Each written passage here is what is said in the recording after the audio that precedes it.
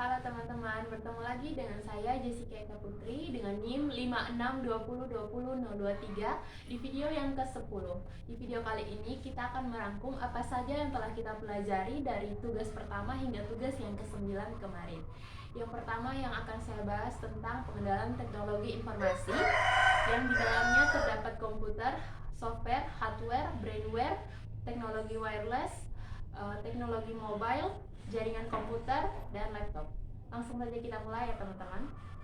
Komputer adalah alat yang dipakai untuk mengolah data menurut prosedur yang telah dirumuskan sehingga dapat menghasilkan informasi bagi user. Di dalam komputer terdapat komponen yang saling terhubung sehingga membentuk suatu sistem kerja. Ya, komputer sendiri terdiri dari 3 komponen utama, yaitu hardware, software, dan brainware. Apa sih hardware itu? Hardware adalah perangkat keras ya, yang secara fisik dapat dilihat, diraba, dan hardware sendiri ini dapat membantu sistem kerja, suatu komputer. Nah, hardware ini terdiri dari input device yang contohnya adalah printer, keyboard, dan lain-lain. Lalu ada output device yaitu monitor, lalu ada speaker, itu adalah output device. Lalu ada proses device yang ada di dalamnya prosesor, motherboard, dan lain-lain. Lalu ada storage device yaitu hard disk, flash disk. Lalu ada peripheral device yaitu peralatan tambahan seperti webcam, modem, dan lain-lain. Lalu ada yang namanya software. Software merupakan program yang berisi instruksi untuk mengolah input yang menghubungkan hardware dan brainware juga, sehingga dapat menghasilkan informasi yang diinginkan user. Software terdiri dari 2 jenis, yaitu software operating system yang contohnya adalah Windows, macOS, Linux, Android. Lalu ada software application system yang contohnya Microsoft Word sebagai pengolah kata. Lalu ada OpenOffice, ada Adobe Photoshop, Flearn, dan lain-lain. Lalu ada brainware. Brainware merupakan otak komputer yang mengoperasikan dan menjalankan software di dalam komputer. Jadi brainware ini mencakup semua orang yang memakai, mengolah, dan merasakan teknologi komputer itu tersendiri. Jadi semua orang, bahkan orang awam pun yang menikmati proyektor teknologi komputer, mereka dapat dikatakan sebagai brainware. Lalu ada programmer, lalu ada desainer grafik, ya, dan lain-lain. Thank you. Kita akan membahas tentang komputasi. Apa sih komputasi itu? Komputasi adalah algoritma yang digunakan untuk menemukan solusi dari masalah input data. Komputasi merupakan aktivitas yang melakukan penggunaan teknologi komputer dan juga meliputi pengembangan teknologi komputer, software, dan hardware. Jadi komplit ya teman-teman.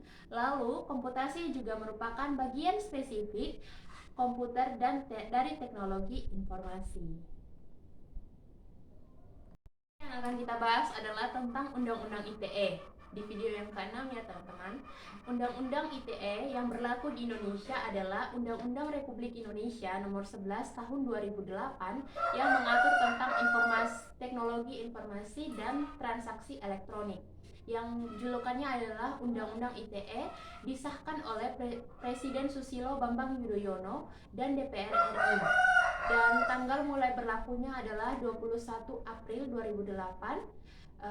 Penerbitnya adalah LNRI pada tahun 2008 nomor 58 di amandemen Undang-Undang nomor 19 tahun 2016. Lalu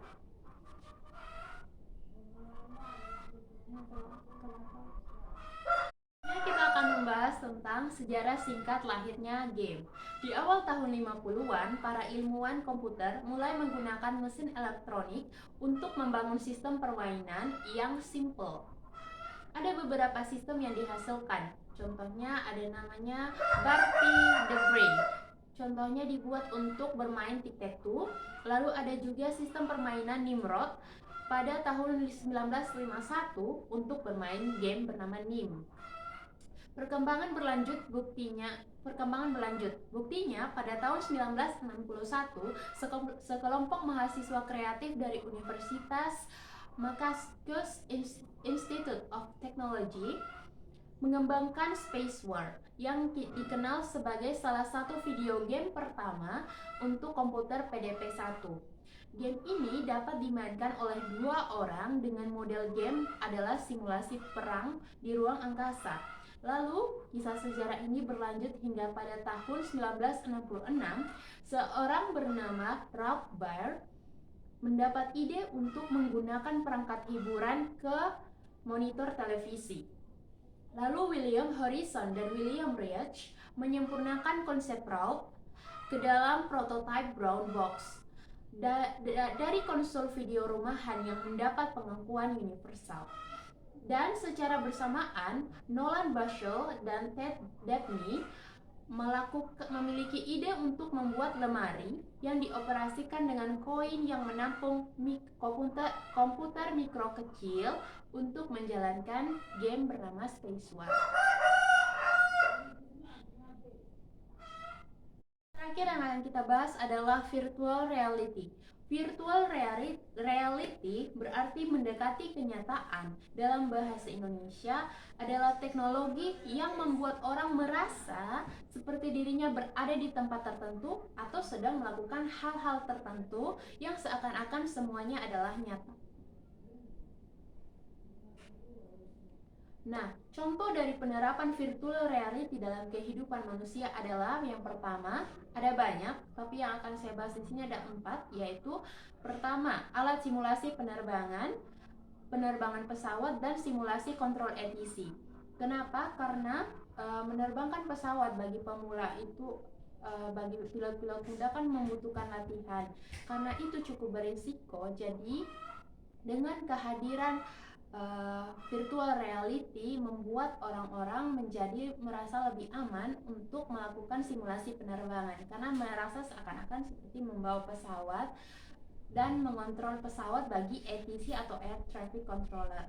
Lalu ada yang namanya yang sekarang lagi ngehits namanya Live 360 derajat ya, VR dengan kamera 360 derajat untuk banyak kegiatan seperti wisuda, lalu seperti konser, jadi seakan-akan kita berada di tempat konser dan wisuda tersebut. Lalu yang ketiga adalah Ka'bah Virtual Experience bagi umat muslim. Ini sangat bermanfaat ya untuk mengobati rindu kita terhadap tanah suci. Sudah ada Ka'bah Virtual Experience. Lalu ada virtual operasi pasien di bidang medis. Jadi para dokter bisa melatih kemampuan mereka dalam membedah tubuh manusia dengan teknologi virtual operasi pasien. Lalu yang selanjutnya ada yang namanya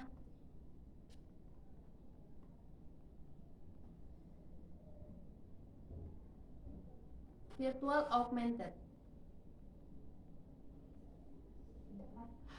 Augmented reality merupakan teknologi yang sanggup menyisipkan data ke dalam dunia maya serta menampilkannya di dunia nyata dengan webcam, kamera, dan kacamata spesial yang dibuat sebagai alat bantunya.